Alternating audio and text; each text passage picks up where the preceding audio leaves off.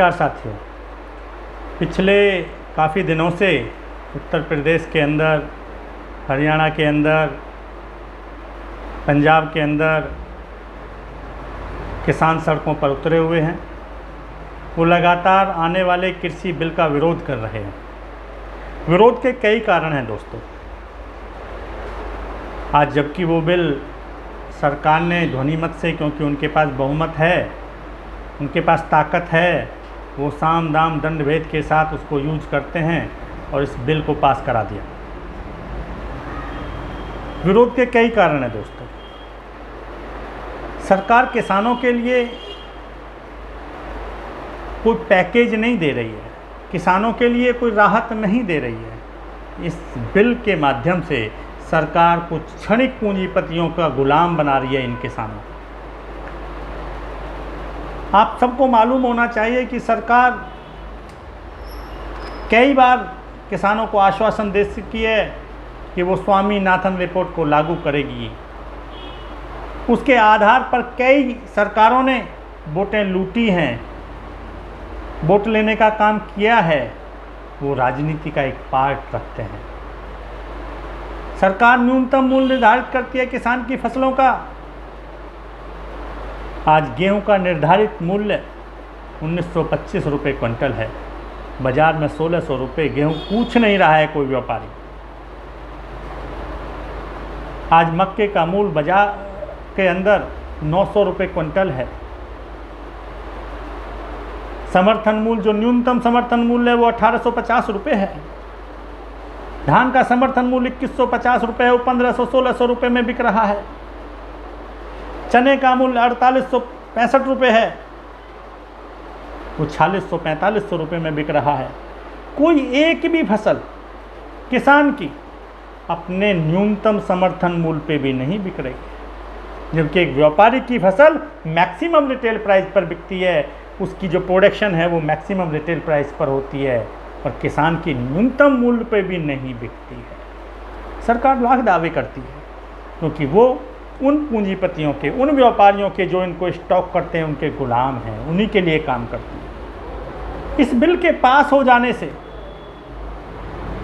आज देश का किसान कुछ क्षणिक बड़े पूंजीपतियों का गुलाम बन गया है। अब उसने के हाथ कट चुके हैं। अब वो न्यूनतम निर्धारित मूल्य की बात भी नहीं कर सकता है। और सरकार यही तो चाहती थी कि कोई अपनी आवाज़ बुलंद ना कर सके। मेरे नौजवान साथियों, किसान भाई, जब हम गुलाम थे और हम अपनी किसी आवाज़ को उठाते थे, अपनी किसी मांग को उठाते थे, तो अंग्रेज हमारे साथ क्या करते थे? हमें कौड़ों से पिटवाते थे, लाठियों से पिटवाते थे, हमें जेल में डाल दिया करते थे। आज वही हो रहा है कि हम जो बिल हमारे लिए बनाया जाता है, जो किसान के लिए बनाया जाता है, जो शिक्षा के लिए बनाया जाता है, विद्यार्थियों के लिए बनाया जाता है, अगर उनको वो पसंद ना हो, वो ही उसका विरोध करें, वो ही उसमें संशोधन की मांग करें, तो उन्हें लाठियों से पिटवाया जाता है, उन्हें जेल में डाल दिया जाता है, जेल का भय दिखाया जाता है, उन पर रासुका लगा दी जाती है। इस बिल के अंदर सरकार की पूंजीपतियों के साथ मिलकर किसानों के खिलाफ एक बहुत बड़ी साजिश है। कोई कुछ नहीं कर सकता।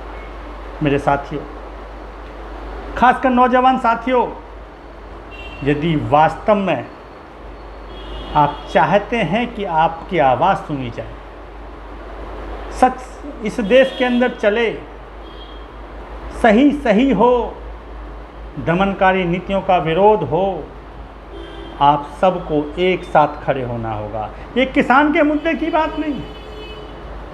आज सरकार तानाशाही के साथ चल रही है, ज़बरदस्ती चल रही है। सबके विरोध के बावजूद ज़बरदस्ती नियमों को लागू किया जा रहा है, और उनके परिणाम आप देख रहे हैं। देश में रोजगार खत्म हो चुके हैं, लोग सड़कों पर हैं, छीना झपटी, चोरी चकारी बढ़ती जा रही हैं, क्योंकि लोगों के पेट नहीं भर रहे हैं।